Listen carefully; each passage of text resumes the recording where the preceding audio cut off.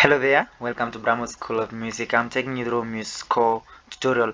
I'm using Musescore 4.0.2, which is the latest as per April 4th, 2023. Okay, on the left hand side, there's a palette here where you can change the key signature, the time signature, the clef, the tempo, accidentals, like that, all those. But before you do that, you're supposed to come to the first bar, you select it. Once you've selected it, you can now change the clef of that first bar. You can put it to be an F clef or that G clef, which was. You can change the key signature from the D that it is in already. You can put it to G, or you return it to where it was, anything that you want.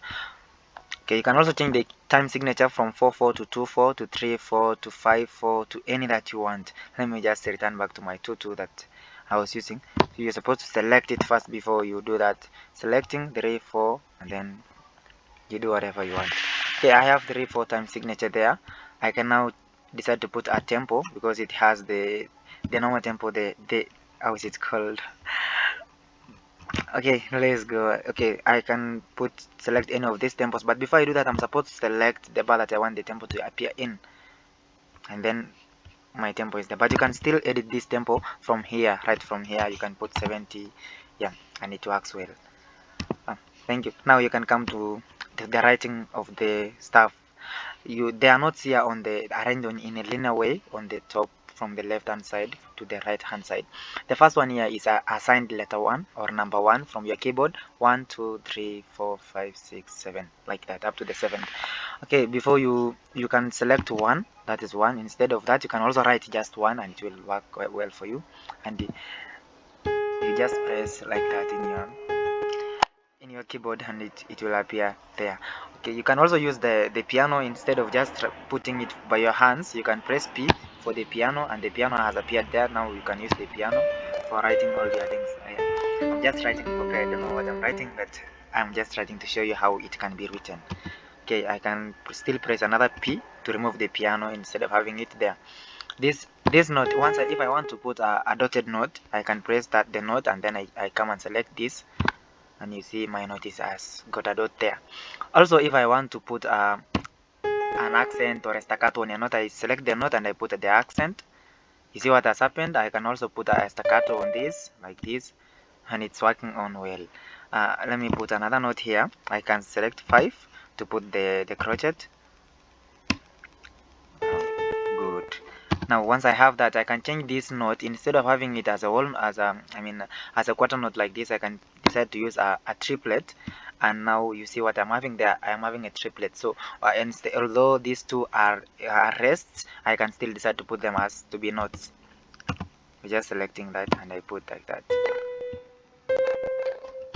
See, it's happening that way. Okay, I can also decide to change the whole bar or a single note to a second voice, because this is the first voice. As you can see here, this is 1, so I can decide to put that to be voice 2, and it will work well. So I can choose a note like this, and I put it to be voice 2, and you see what's happening. I can also decide to select the whole bar and put it to be voice 2, or voice 1. You see what's happening. It's cool. Okay, once you're done with that, you can play whatever you have here in your score by just coming here, or you can also press the space bar. You can see the shortcut there is a space bar. Instead of that, you can press the space bar, it plays, and you still press the space bar to stop it. Okay, once you are done with that and you want to write the words in your stuff or score, you can press Control L on your Windows, or maybe Command L on your MacBook, and you can now start writing your words. Let's say A, B, C, like that. So once you're done writing the first letter A, you can press spacebar to go to the next, like that. Okay, also, if you want to write another line below that, you can press enter to come just below, another enter to come below if there were a line below there that you wanted to appear on your stuff. If you want to add an accidental, you can press the note that you want to put an accidental on, and then you select the accidental is there. You can put a flat, you can put a sharp, a double sharp, any accidental that you liked to put. Also, if you have done something that it's not what you wanted and you want to undo, you can come to the top right hand corner here. There is an undo button here, and you can undo it. You see that you can redo now whatever you have removed to return back if if you like. Okay, I think this is just the basics of the Musescore 4, and there are many more things that you can learn from the Musescore 4, and they're very wonderful. Also, when you are playing, if you want to put the metronome so that it can take you with the tempo that you wanted, you can just come and select the metronome here, and it goes well with you. When you play, the metronome also plays.